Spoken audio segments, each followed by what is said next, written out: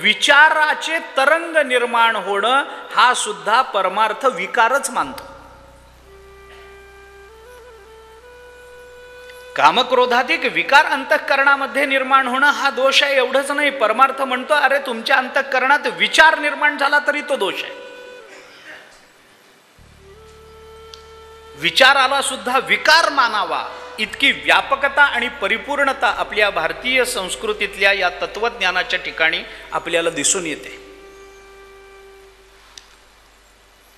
म्हणून वेदांताच्या दृष्टीने मोक्षाचं जे स्वरूप सांगितलंय ना, हे आता मला बोलायचं नाही, पण हा विषय आला म्हणून एक दोन वाक्यात बोलून जातो. मोक्षाचं जे स्वरूप सांगितलंय ना, त्या मोक्षाचं स्थान कोणतं हे सांगताना आपल्याला परमार्थाने असं सांगितलंय, संतांनी असं सांगितलंय की एक अंतःकरणामध्ये निर्माण झालेला एक विचार, तो विचार संपून जावा आणि दुसरा विचार निर्माण होऊ नये. एका विचाराची सांगता आणि दुसऱ्या विचाराची अनुत्पत्ती या दोन्हीच्या मध्ये जी संधी असते ना, त्या संधीला मोक्ष अशी संज्ञा आहे. पहिला विचार जिरलेला आहे आणि दुसरा निर्माणच झालेला नाही, अशी अविचाराची जी अवस्था, विचार राहित्याची जी अवस्था, त्याला मोक्ष म्हटलंय. कारण जिथं परिपूर्णता आहे तिथं विचाराचा तरंग सुद्धा निर्माण होत नाही.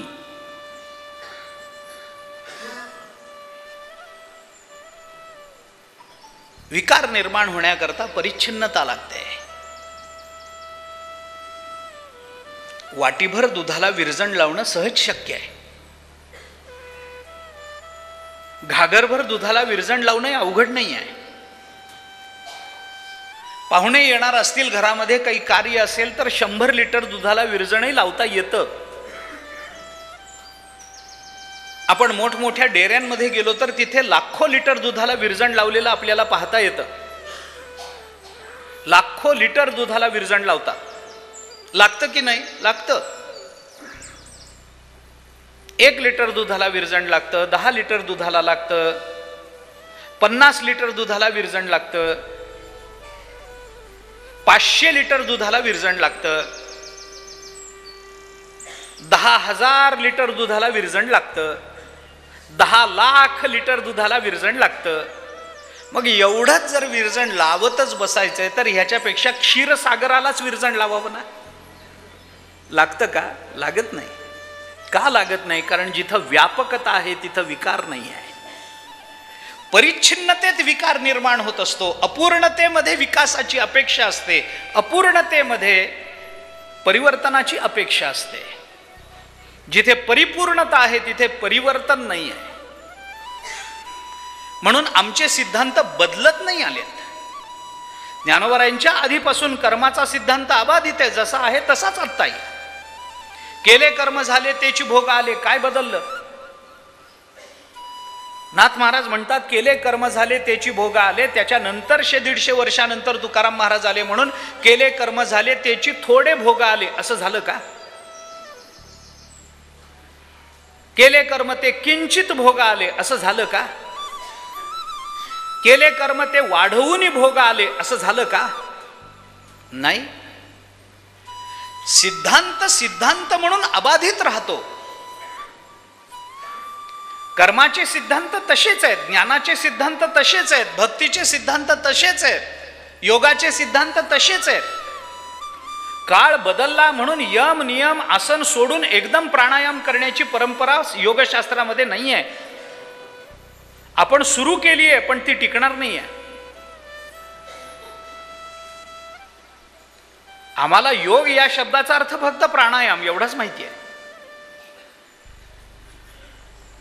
सकाळी उठलं की टीव्ही समोर नाक धरून बसलं म्हणजे आमचा योग झाला. कशा करता माहिती नाही. पातंजल मुनींनी ज्या योगसूत्रांची रचना केली त्याचं अंतिम गंतव्य आहे समाधी प्राप्त करून घेणे. प्राणायाम कशा करता? समाधी करता. आम्ही कशा करता करतो? पोट कमी होण्याकरता. आम्ही हेतूच बदलून टाकले, टिकत नाही. प्राणायाम ही चौथी अवस्था. यम नियम आसन मग प्राणायाम. आम्ही त्या 3 टप्प्यावर पायच ठेवत नाही आहोत, एकदम चौथ्या टप्प्यावर. आम्ही यम नाही, नियम नाही, काही नाही. आम्हाला प्राणायाम करायचा आहे ना, करायला कोणी प्रतिबंध करत नाही. जो मार्ग आपण निवडलेला असतो, ज्या मार्गाने जाण्याची आपली प्रांजळ इच्छा असते आणि ज्या मार्गावरून ज्या अंतिम गंतव्यापर्यंत आपण पोचू असा आपला विश्वास असतो, त्या मार्गावरून जाताना कोणताही टप्पा ओलांडून आपल्याला पुढे जाता येत नाही.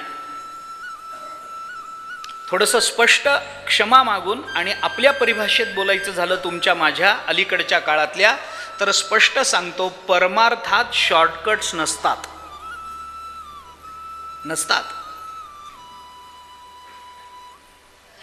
जवळचे मार्ग परमार्थाला माहिती नाहीत. युक्त आहार विहार, नेम इंद्रियासी सार, नसावी बासर निद्रा, बहुभाषण नसावं, हे यम नियम पाळावे लागतील. आम्हाला सकाळी जर प्राणायाम करायचा असेल तर आमचा आहार विहार कसा असला पाहिजे हे रात्रीतून ठरलं पाहिजे. रात्री झोपताना आम्ही कोणता आहार घेऊन झोपावं तर आमचा सकाळचा प्राणायाम व्यवस्थित होणार आहे, हे आम्हाला त्याचा अभ्यास केला पाहिजे.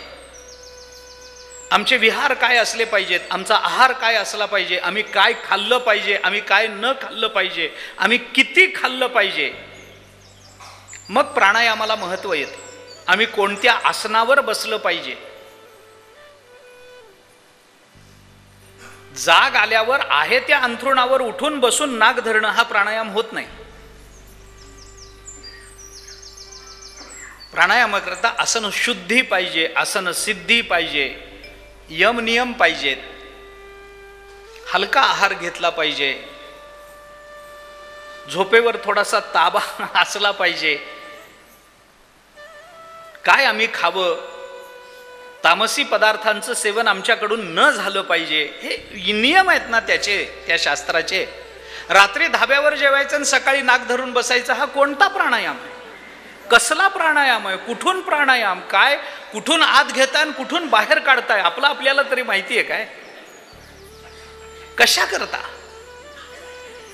शास्त्राचे नियम पाळून, त्या परंपरेचे नियम पाळून, त्या मार्गाचे नियम पाळून आपल्याला त्या मार्गावरून आत्मविश्वासानं पाऊल टाकता आलं पाहिजे ना. आमची पारमार्थिक साधना हे मनोरंजन नाही आहे. आमची पारमार्थिक साधना आमच्या जीवन कल्याणाचा मार्ग आहे.